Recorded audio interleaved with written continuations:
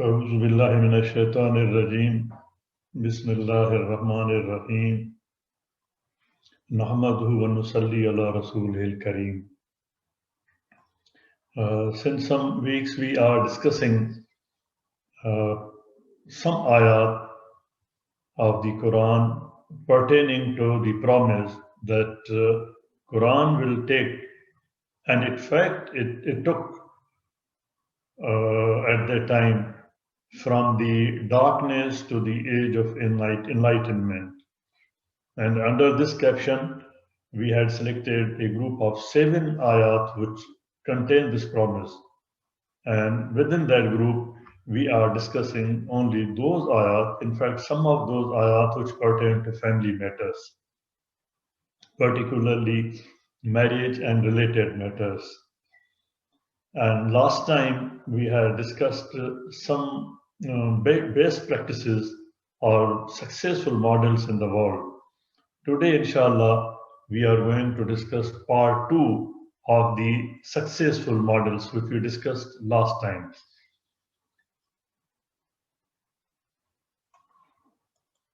I may clarify one thing here that, and you must have observed during all my lectures, during all these years, I have been not talking about any particular philosophy of any philosopher or any school or even my own philosophy. I just pick up a point or a topic or a word from the Quran.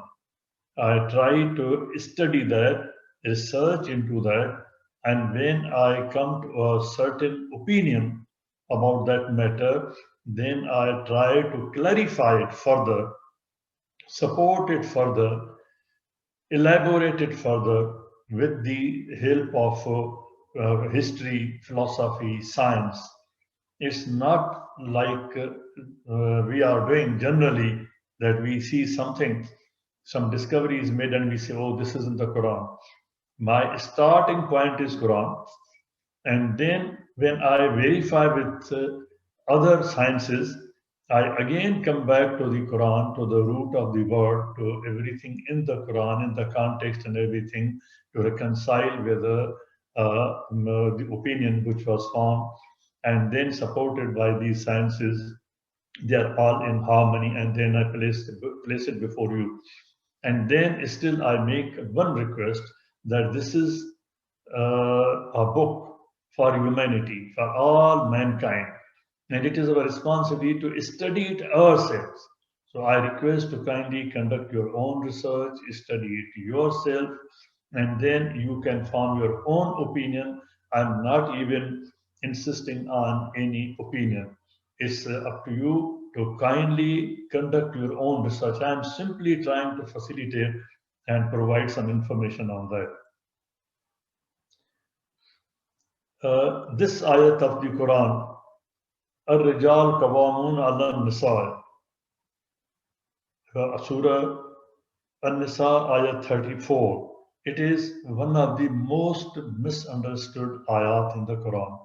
And people speaking against this ayat most of the time, particularly we modern people, when we don't understand it, that why men should be the protectors of women, why they are the managers or administrators or wali of the women. This is the translation.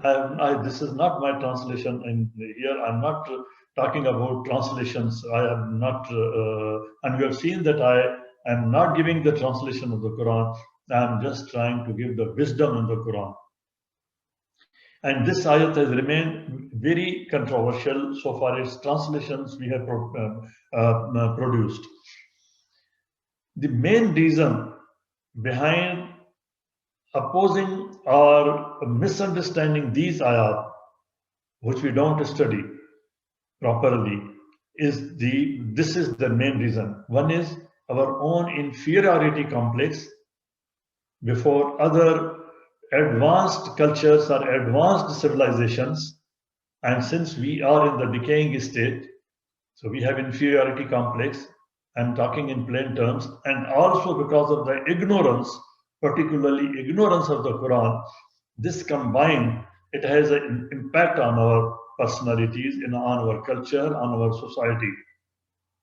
It has influenced our polity, our political conduct towards law or towards its implementation, and all other collective matters, administrative matters, and our community conduct. Our social psychology has also been affected. And we now show off modernity in a deliberate attempt to speak against the ayat, to oppose the ayat. For example, we had discussed the ayat about inheritance, and we say that why there are two shares for woman and one share for why the share for the woman is half of the share of the man. Actually, we have not been able to implement it properly in the light of the dictum of Quran. That is why there are problems and there is injustice with the women, and they also, without going into the ayat itself, they also think that it is because of the ayat, it is not because of the implementation, it is not because of the behavior of the man himself or the society himself which we need to change. There is great injustice. And under this ayat also, since great injustice is being done to the women, we think that the provision of the law is bad. So let us see what is the position. I'm not trying to influence your mind right in the beginning. I leave it to you, and then you kindly at the end you conclude yourself what is the position. I'll try to discuss it with reference to some advanced a model of some advanced economy, advanced country, advanced culture, advanced civilization in the world, in the present world. And in this connection, I tried, first of all, to find in the Muslim world if I can find a developed country with based human development index, with based socio-economic indicators, where these ayat or this legal system of Quran is being implemented. And I'm very sorry to say, and I'm very ashamed to say that there is none. And that is why our women are suffering, our society is suffering, our children are suffering, and our own society, total society is suffering. Then I looked at the developed world. I found some examples there, some very near, some resembling, but I have found one model which I will discuss with you from their perspective, not from the perspective of Quran, from their perspective. And then you see whether we can correlate any of their achievements in the light of Quran or not. Now this happened, this came to my mind first time, and you must be aware, this is during our lifetimes, that during 60s and 70s, there was a lot of upheaval in the world. Student agitation, labor agitation, a lot of movements were ongoing. During that period, in 71 exactly, I was conciliator. There is a department in every government, in every department, there's a ministry. It deals with labor and employer conciliation under the law. It is under the law. I was appointed, and I was a conciliator and working the legal department, say 1971, a very young man. At that time, I came to know, and then I studied, found books on that Japan was least affected even at that time by those movements. And why? I wanted to understand that. I went deeper into that. One of the reasons was identified as the employer-employee relations. That is why there was lesser labor problem or agitation. In the early 20th century, they had during, say, beginning years, that is 1906 or 1907, there are a lot of problems. I'm talking of 70s. Because the reason was that they emulate their family model in their industrial relations. And this point led me to go into this aspect. And after 50 years, when I was preparing for this subject, I tried to find out some literature on that. And I was surprised that still today, after half a century, the research in the world, the statistics show that yes, it is the family behind the industrial revolution of Japan, the industrial development of Japan, the modernity of Japan, the advancement of Japan. Employment and labor relations, I'm quoting here, and I've given the reference also. This says the success of corporations in Japan is attributable to the remarkable motivation of the workers. And this comes from the family. Our topic is family, family relations. And here the main focus is Ar-Rijalu Qawwamun 'ala Nisa. Men are the administrators, managers, they are responsible for the protection of rights of women. They are responsible. They will be asked. In some lectures, we'll discuss that men will be asked that why this injustice took place with the women. Workers have a strong sense of loyalty to an identification with their employers, and this comes from the family. The basis is in their family system. Britannica, Encyclopedia Britannica. You kindly go there. I've given the reference and find it there. Britannica is not written today. It's a very old book. Japanese culture places a high value on family relations and obligations, and some analysts claim that the family model carries over into the workplace. And we feel inferior that if we take our model of family based on Quran, how can we take it? Yes, we are not able to take it today. But it is not the problem, it is not the defect in the Quran or in the prescription. Defect is with us, and you will, I hope, inshallah, see that how we are responsible for that. And I've given this into inverted commas. As it is, I've taken it's only copy paste. Employers are expected to show the same regard for their workers as a parent shows for other family members. But how it comes?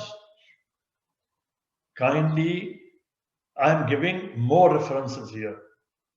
The book I read at that time, our books, references I read at that time, I couldn't find those. I've forgotten whatever I had, the books maybe in my old library. But this book I found here, Family Structure and Industrialization in Japan, particularly written on this subject. And at this time, I propose to place these slides along with the references on the YouTube. Our brother Anis, he told me that, and he can do that. So I'll make a request to him. I'll forward these slides also to him, that if it is possible for him, he has been doing an extra effort every time to serialize and place all these things on YouTube. I must appreciate him. I'm very thankful to him. Allah bless him. Another reference, family in Japan. Another reference, husband and wife living in nuclear stem family households in Japan. What is the stem family? I'll discuss that. The structure of the Japanese family. This is very important. Structure. Quran has also given a structure. Then nuptiality in Meiji, Japan. At that time when a survey was taken, had been done. I have shown that survey also. And this also on Wikipedia, you can find references, so many references. There are different articles on Wikipedia, not one, there are different. Historical, I'm talking of historical, natural family, not the family as defined in the law, the legal family. Today as defined in some countries. We'll discuss that also. Historical natural family model serves the objective of having children This is the objective of the marriage. This is the objective of the family. Today we are marrying without any objective of having children. They will come through surrogacy. Without having family, we don't need family. But this is the natural, historical, humanity's process of having children and building family on the pillars of a natural mother, not surrogate. On the pillars of natural mother and natural father. In my book Surrogacy, right in the beginning, I have given the findings of the Supreme Courts of the world, some Supreme Courts of the world, and then some other scholars, that who is a natural mother? The gestational mother, who bears the pain, who gives the wiladat, and Quran has defined that. Who is the walda? Who is the walid? Everything has been defined. Natural mother and natural father. The basic constructing block of civilization. A natural block in the natural process of building civilization. Natural family is smallest management unit of human beings. We had discussed last time.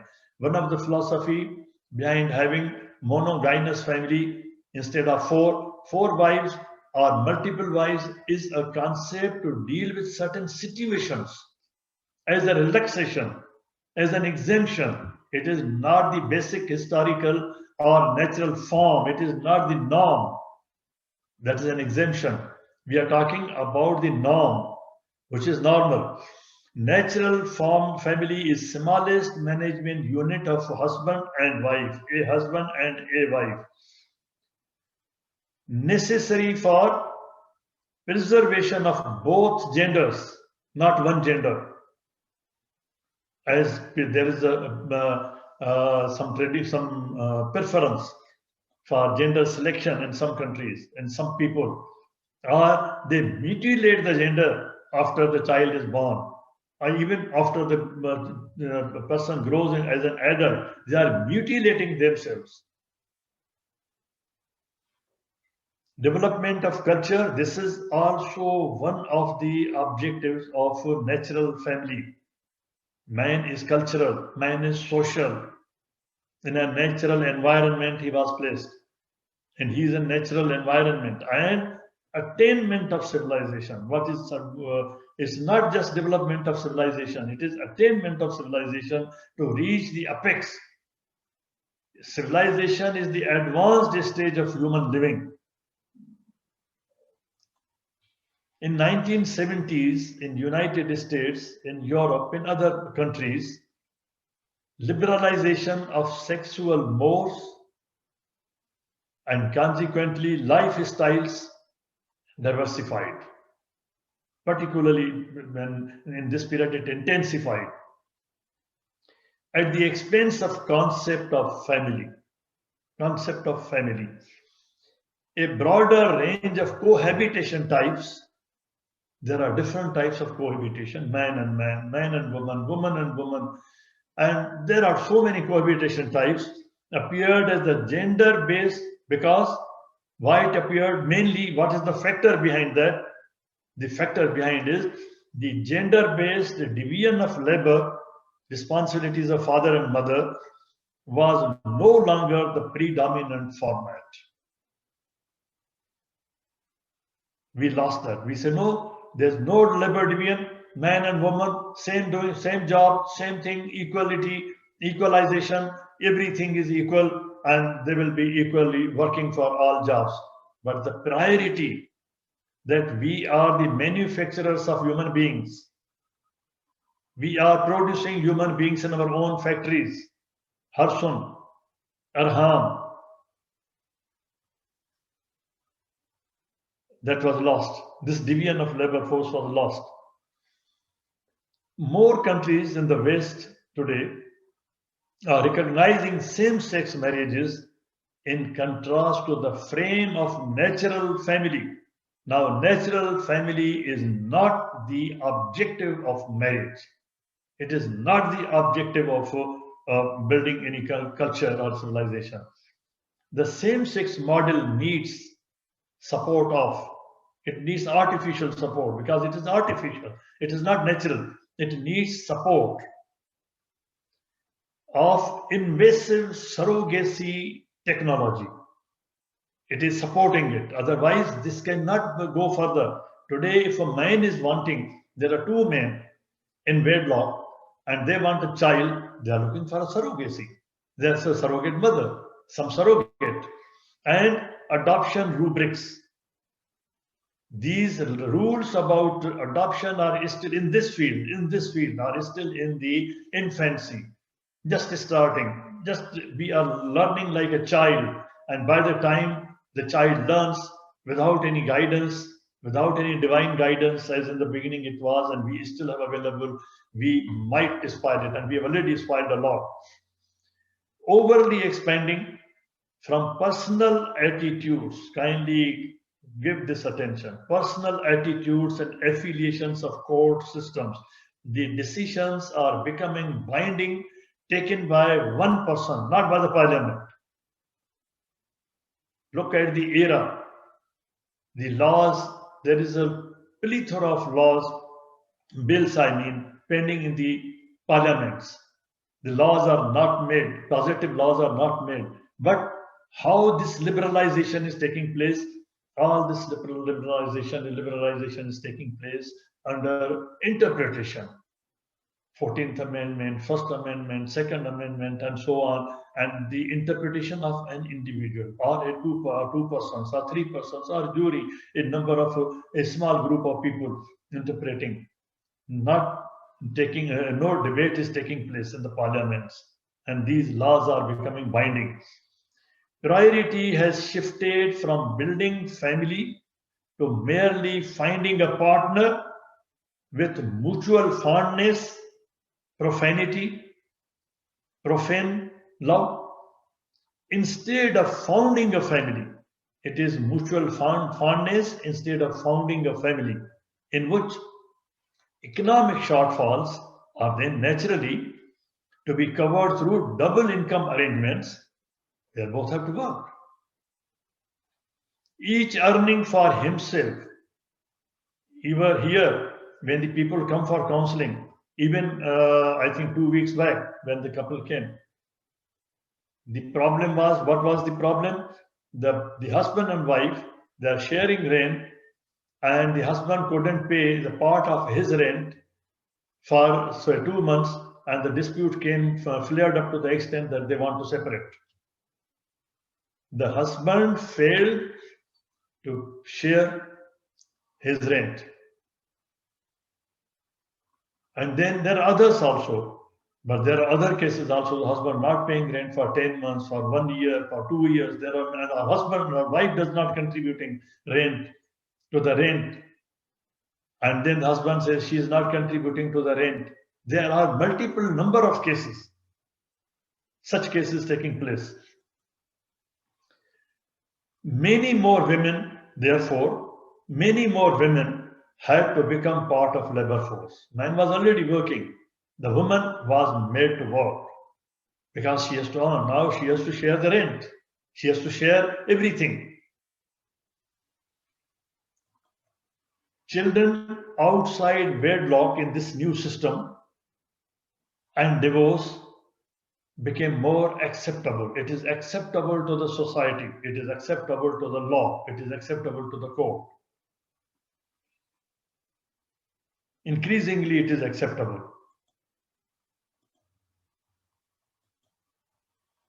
After World War II, after occupation forces brought new family concept in Japan, we are talking now of Japan, based on equality for women, yes, very good, and equal inheritance, as people suggest us. Last time we discussed.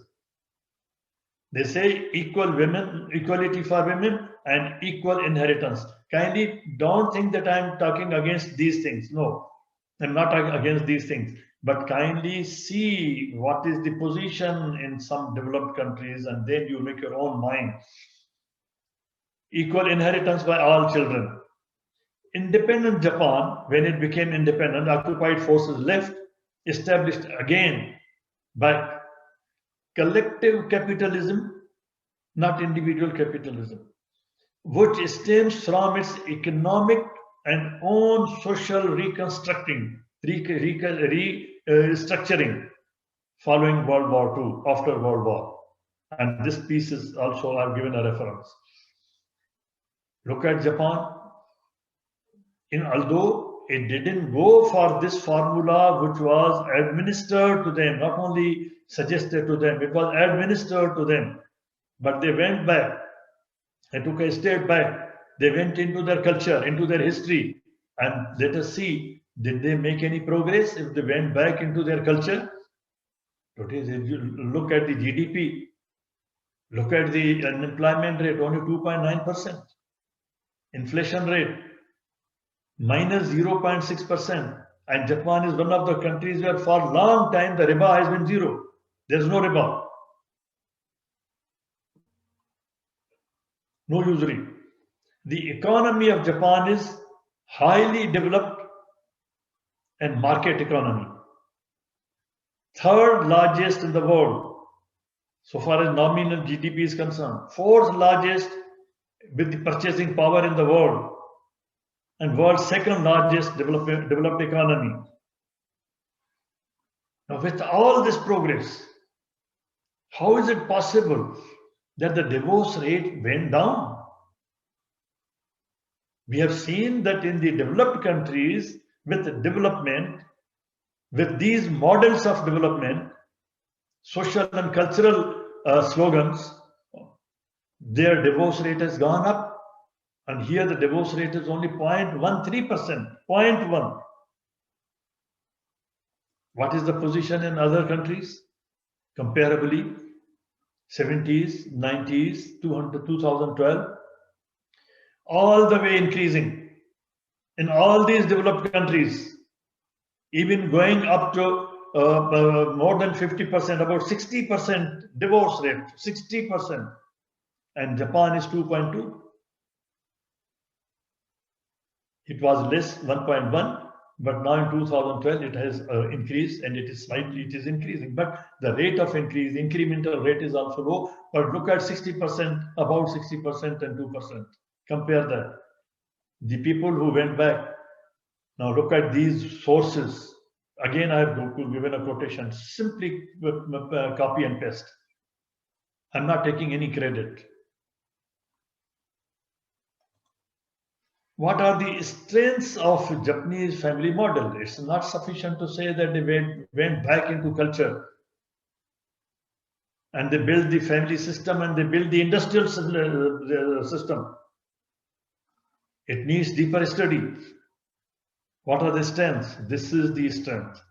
They are not Muslims. They don't know about this ayat. The ayat which I show in the beginning.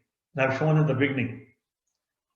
Men are the protectors of women, protectors of the rights of the women. They are responsible. There will be questions on the day. They will be questioned on the day of judgment that why you were unjust to the women that you suffered all along in your life also. Why didn't you spend on them? Why did you make them to work? Why they had to earn their own bread? And this ayat, as I said last time also, one of the most misunderstood ayat, most and shamefully interpreted. Women are the sarmaya, they are the capital, human capital. And with this capital, whatever society you want to build, come to them gently, deal with them gently, handle them gently, behave with them gently. And whatever you want to build, you build with that. Anna Shetum. What do you want? Let us see what other people want. They have been doing. Well, we'll come to that also. Keep that in mind. Anna Shetum. Now, Arham is singular. Womb. The word womb has been taken from this root. Arham is singular and Arham is plural. And Allah subhanahu wa ta'ala is saying that be conscious of Allah and be conscious of Arham, the relations of the blood. Be conscious, be careful. Two things together mentioned. Wattakullah wal Arham. The mother's womb is called Rahim. Why? Allah subhanahu wa ta'ala says that when you are in the Arham, in these 3D printers, human 3D printers, I design you. At that time, I am designing you. Don't misbehave at that time. Don't interfere with my process. Huwallazi yusabbirukum fil arham kayfa yasha, as he wants to do that. Don't interfere in that process. God 3D prints living beings in merciful modes. This is the meaning of Arham, the merciful mode of the mother. Yusabbirukum. The designing is taking place. Manufacturing is taking place. 3D printing is ongoing. And what do you want at that time? Align your objective with the objective of Allah subhanahu wa ta'ala. He wants to produce, as Adam was the proud production of the universe, and he proudly presented to the entire creation of the universe. Let it be produced like that. Let it be 3D printed like that. Anna Shetum. How do you want to produce it? Family roles at the time. Last time we have discussed this. Family roles, behavior of mother, behavior of father, behavior of the family impacts the 3D printing of human beings. Fabrication of genome along with intelligence and emotions. It is not a dead 3D printing of concrete or any steel. It is 3D printing along with intelligence and emotions. So our conduct, which is interfering, any conduct which you feel can interfere with the emotions of the woman at that time, is bound to impact that. Last time there was a question that how it can impact mother's body, that there may be a cleft lip, there may be some defect in the manufacturing, but it has been proved, it has been shown, and I had shown these studies, and I again went back and saw some more studies that how it affects the child, the baby, the fetus, the embryo. The embryo or the fetus or the child is not disconnected. It is all the time in connection with mother's heartbeat, with mother's emotions. If mother is suffering emotionally, her blood pressure is affected, her every cell of the body is affected, and the blood flow is affected. And at that time, any slightest thing can interfere. If the intensity of that interference goes up, crosses certain limits, it can interfere in different ways to create different defects. What you want, Anna Shaitum. Allah subhanahu wa ta'ala is asking what you want, whatever you want. He's giving option. I'm making this baby at that time. What you want, how you want, would the baby be, you like it to be made? There are some observations. And quoted, discussed, what do you want? Some observation, there are some observations. If you ask a German mother or German people, the German mother raises children for German nation. This is the objective. Even of suffering 2 world wars, complete destruction, the nation is again leading. This is because the mothers are producing children for a German nation. This is the focus, family. And then Napoleon demanded good mothers to raise good nation. If a survey is conducted honestly, we conduct our own surveys in underdeveloped countries.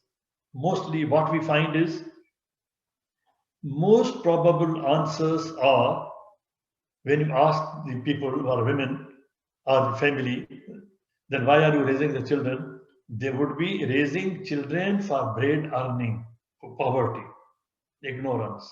We are raising the children so that tomorrow they grow up and they earn bread for the family. This is a pathetic situation.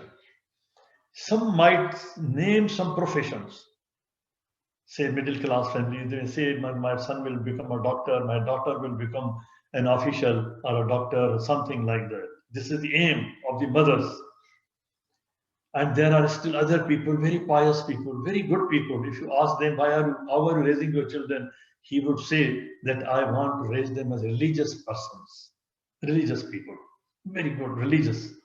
But at the back of the mind is what they mean by that.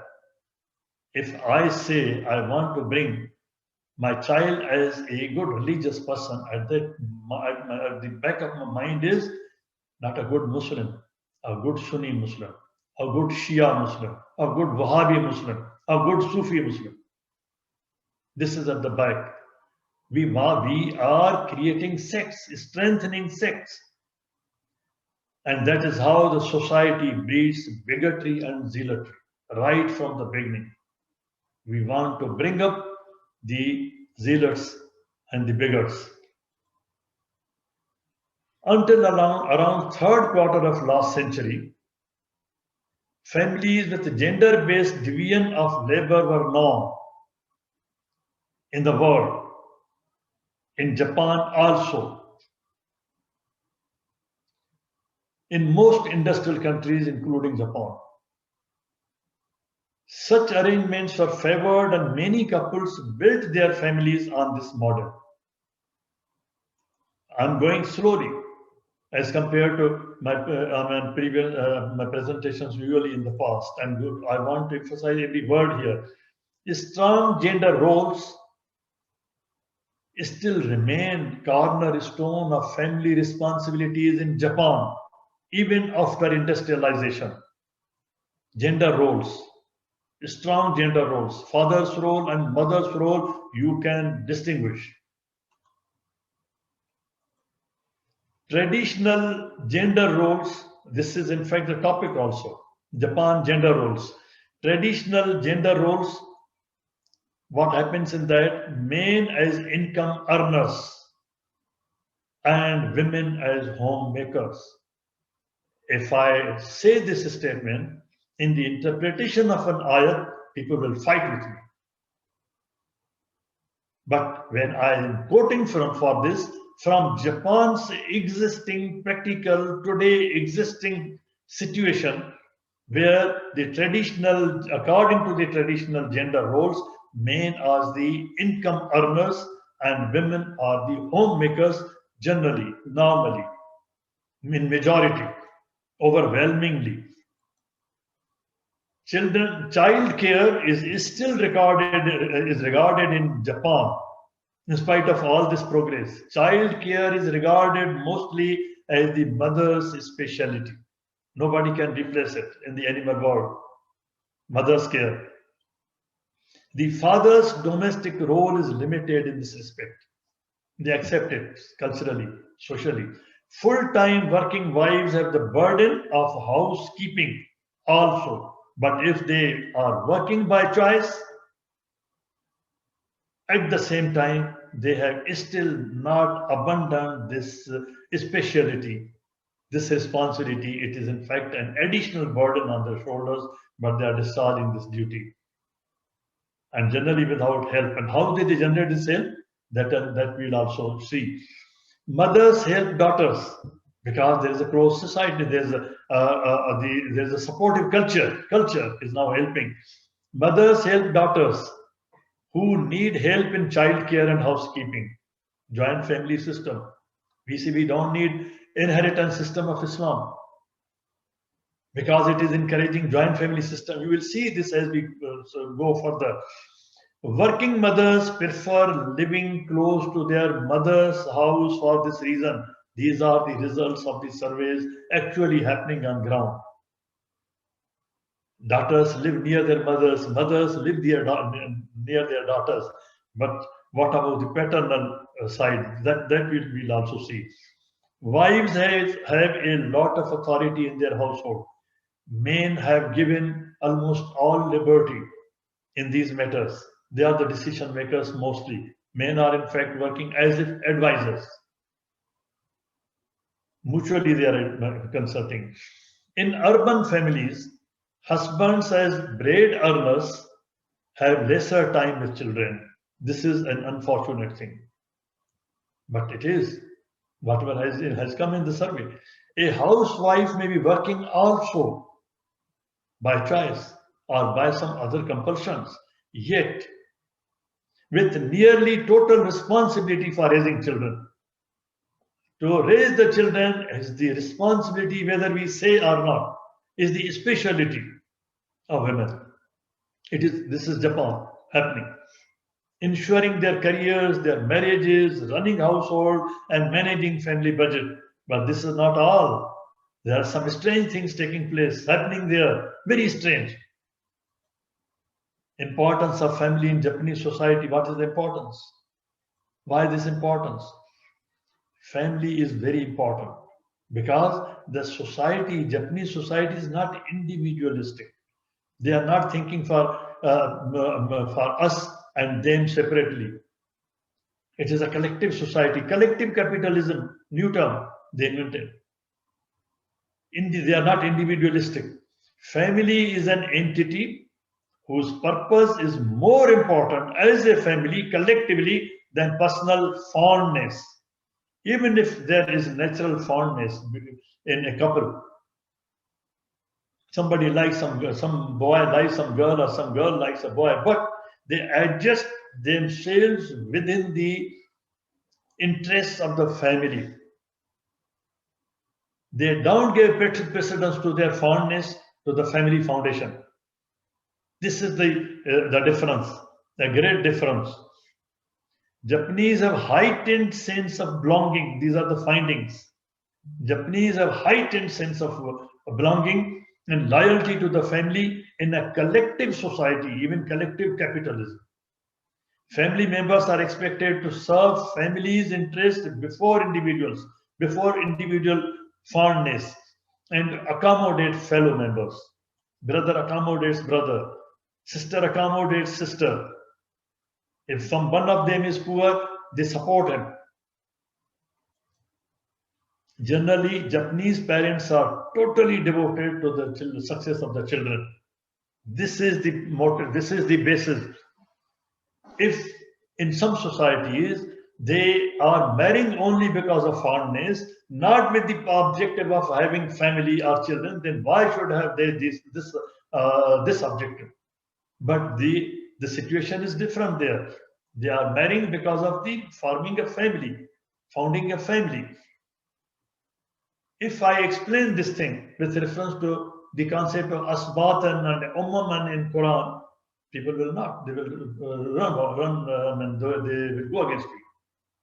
But these are the words, these are the findings of Japan, not mine. Families also have a collective face in Japan.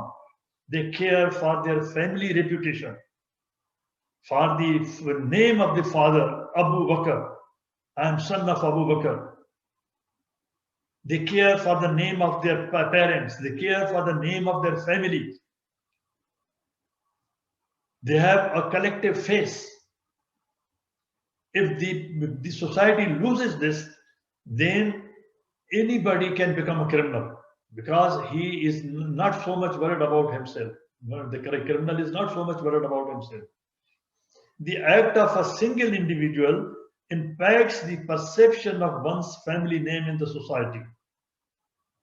And there's mention in the Quran, there is collective responsibility in the concept of qisas,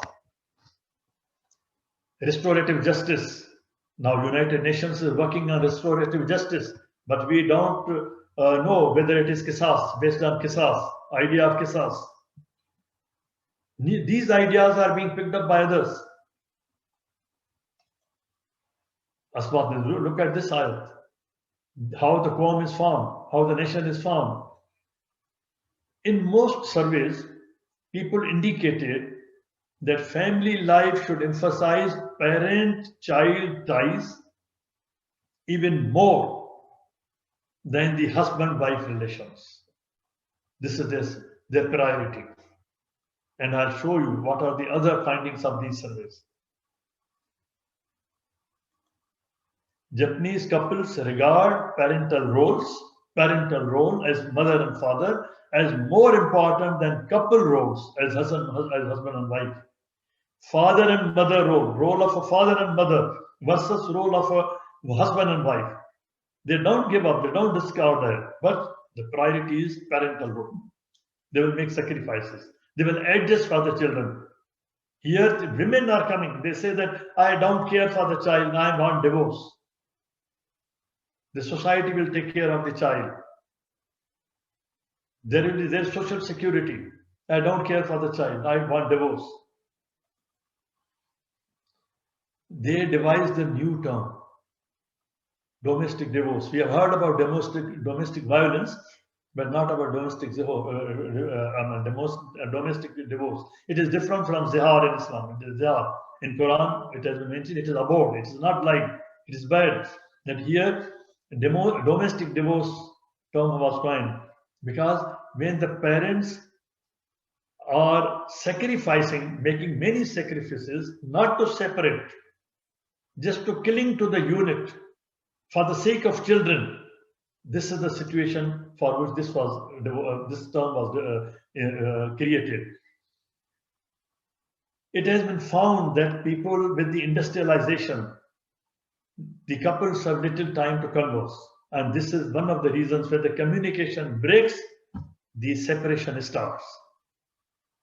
And then when this situation crops up, then a situation of domestic divorce comes in. It is a situation of divorce, but because of the children, they adjust themselves. In spite of that, yet in many cases in Japan, they do not divorce with the mutual consideration for the children. They continue. These are the surveys, reports, findings. Is there a joint family? Connected through inheritance. I am emphasizing connected through inheritance. I discussed inheritance last time. It is not a booty, it is not a loop that the son takes away and the sisters are suffering, mother is suffering. No. They are suffering not because of the dictum of Quran. They are suffering because of our own conduct, misbehavior, injustice which we are doing to them, wrong implementation. Two-generation nuclear family. They call it a nuclear family because they developed this model after they were destroyed by the atom bomb, after Second World War, after they got independence. I've shown that they were given the model of equality, but they came back to their culture. So the model they developed after nuclear impact and destruction, it consists of parents and their unmarried children. They live together. A joint family system is still continuing there. But this is not sufficient to describe the joint family system of Japan. There are wonders in their society. Two-generation, single-parent households. There's a single mother and a child, or a single father and a child, as here. There is a perhaps overwhelming number of people, a single mother and child, single father and child. But in Japan, for example, an unmarried, divorced or widowed mother and her children, or a widowed grandmother and her widowed daughter are not common. There may be mother and child, but they are living with their mother. There may be a single father and child, they are living with their family, with their parents. There is a joint family system still strong, even after these things are happening. It's still common in Japan, but rare in other advanced countries are 3, 4, and sometimes even 5-generation households. Grandparents, grandchildren living together in one family in spite of problems of spaces. These are not my findings. These are findings of the others. statisticians, scientists. Usually one child from family may live with grandmothers in the natal home. They are attached to their natal home. One of their child must live in the natal home. One of the child will live with the grandmother if she's alone, if she can't be accommodated in the same house, if there are some other problems. But grandmother, grandfather will not be left alone. One of the child from the family will permanently live with her or him. It is a symbol of intergenerational continuity, and continuity is maintained through inheritance also. I'll come to that and show that. Under the law of Japan, of stem family, Shajara, Arab side Shajara, stem family, continuing from founding ancestor Abu Bakr to living members of the family, continuity. Are they tribal? No, they are not tribal. They are a modern society. In all respects, they are a modern society. I've been to Japan. I've lived there. Stay with the families and you find the difference. This is another difference. All along in Japanese history, all family members have been expected to contribute to the perpetuation of the family, not the breaking of the family. Son running away from parents, leaving them alone at old age. People living separately, husband, parents, mother and father, living separately after retirement. This is not conceivable there. Although the trends are changing, but still in 21st century, this is not happening at a large scale, or even at a scale which can be noted. Perpetuation of the family, which is held to be the highest duty of the member of the family, highest duty of the son, particularly to hold the family, to keep the family intact. Now recall our discussion on inheritance. In the Japanese family, the idea of family genealogy, Shajaratan, does not mean relationships based on mere blood, consanguinity, not only arham, not only consanguinity, not merely blood, but inheritance and succession. It is based on inheritance and succession, this continuity, the perpetuation, they call it perpetuation. And it is in the law. I'll show you, it is in the law. But rather a bond of relationship inherent in the maintenance and continuance of family as an institution. The son maintains his mother in her old age as in an institutional responsibility to continue the family name, to continue the family, to perpetuate the family, to discharge the responsibility under inheritance and under succession. We have separated this. We have left everything of loot to the son, and he takes everything. Nothing for the parents. So is it a defect in the dictum of Quran or in the design of our implementation? Succession in Japanese family does not simply mean inheritance of the deceased property. Let the father die and I take everything. Inheritance of property itself has a distinctive meaning which reflects the institutional demands of the family for perpetuation, for maintenance, for continuance. Succession in Japanese means succession to responsibility, not succession to the property. As I had discussed in that ayat when we discussed it. So, succession to responsibility of family, headship. Headship means responsibility as wali. Succession to the responsibility of family, waliship, wali. And this is a Japanese term from the law to attain and maintain continuation of family as an institution. I'm emphasizing every word separately so that we can inculcate this in our minds. The philosophy of inheritance of Islam If I explain it from that point of view, people may not agree with me because we have presented a very misplaced model, wrong model. Inheritance is not a booty or a loot or a plunder on the death of the father. Inheritance is transfer of assets or resources from the deceased to the survivor son. For example, to be able to discharge his duties and fulfill the responsibilities in place of his father. Kindly read Quran with the philosophy of Quran itself. What is the philosophy of inheritance? What is the philosophy of Quran? We have shut that part of hikmah. Depending upon her position on the ladder of the responsibilities. If he was the nearest, he has a bigger share because he has bigger responsibilities and is bound to discharge. The legal system should be that if he doesn't get anything. And this is the Japanese legal system.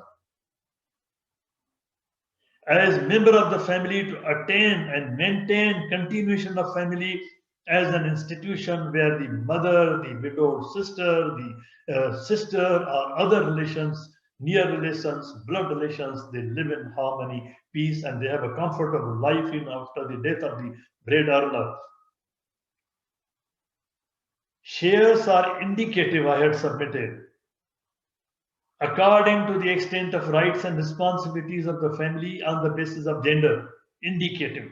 But actual distribution is according to the eligibility and the actual exercise of rights and actual performance of responsibilities of the members of the family. If the son is not discharging responsibilities towards the parents, he is not entitled to inheritance. No share.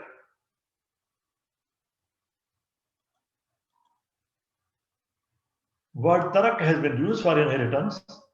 Tarakna. What is tarak? Tarka. We say tarka is inheritance. Whatever he inherits is his loot, his plunder. No. What is the meaning of taraka? That is why I emphasize, go to the root of the word of Quran. Understand Quran from its own word. Look at this ayat and its interpretation from 4 dictionaries are taken. And we have perpetuated how this word has been used, tarakna, perpetuation. Japanese law uses the word perpetuation. But this is Lane's lexicon written much earlier. And these dictionaries, Jalalain, J-E-L means Jalalain. What is tarka? To make it strong. This is being transferred to the son to make him strong, to face the new responsibilities. And one says of any action that has come at last. Now this responsibility is devolved on him. He has to discharge these responsibilities. What is family? It is just a personal fondness, but it has a personal and social function. Functional family. It is a functional family. It is not a family in which the husband and wife are divided. They don't talk to each other. One couple told me they have not touched each other for 25 years. It is a functional family. If I explain it from Quran, people will not perhaps be so convinced. I'm telling you from the Japanese model.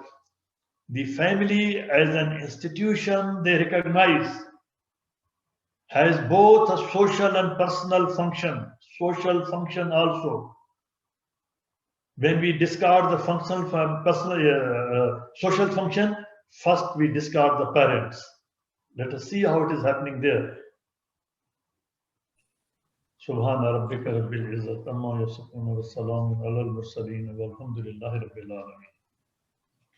اللهم صل وسلم وبارك على سيدنا محمد وعلى آله وصحبه. اللهم اهدنا فيمن هديت وعافنا فيمن عافيت وتولنا فيمن توليت وبارك اللهم لنا فيما أعطيت وقنا واصرف عنا شر ما قضيت فإنك يا ربنا تقضي بالحق ولا يقضى عليك تباركت ربنا وتعاليت، ولك الحمد على ما قضيت. نستغفرك ربنا ونتوب إليك. اللهم ادخلنا برحمتك في عبادك الصالحين. اللهم اخرجنا من ظلمات الجهل والوهم إلى نور العلم. اللهم علمنا ما ينفعنا وانفعنا بما علمتنا وزدنا علما. اللهم اجعلنا ممن يستمعون القول فيتبعون احسنه. اللهم اكفنا بحلالك عن حرامك، وبطاعتك عن معصيتك، وبفضلك عمن سواك. اللهم بفضلك ورحمتك على كلمة الحق والدين. اللهم انصر الإسلام وعز المسلمين يا أكرم الأكرمين. Oh Allah, spread your mercy upon us, shower us with your blessings, increase our knowledge, grant us forgiveness, and reward us with the company of the prophets in the Firdaus al-A'la. Oh Allah, forgive our parents and all our friends and relatives who have passed away. Grant them your mercy. Make their graves guarded from heaven and grant them the Firdaus al-A'la. Oh Allah, remedy our sick. Remedy our son Ma'rad, brother Munshi, mother-in-law, and all our friends and relatives. Grant them full and speedy recovery. Oh Allah, guide our children, protect them, and make them righteous. Oh Allah, we ask you every name you have elected for yourself, that none of us live together, but his pains have been relieved, his worries have been removed, his debts have been paid, his weaknesses have been concealed, his sins have been forgiven, and his needs have been fulfilled. سبحان الله وبحمده عدد خلقه ورضا نفسه وزنة عرشه ومداد كلماته. سبحان الله وبحمده عدد خلقه ورضا نفسه وزنة عرشه ومداد كلماته. سبحان الله وبحمده عدد خلقه ورضا نفسه وزنة عرشه ومداد كلماته. والعصر إن الإنسان لفي خسر إلا الذين آمنوا وعملوا الصالحات وتواصوا بالحق وتواصوا بالصبر. وآخر دعوانا الحمد لله رب العالمين، والصلاة والسلام على خير المرسلين. اللهم صل وسلم وبارك على سيدنا محمد وعلى آله وصحبه، والسلام عليكم.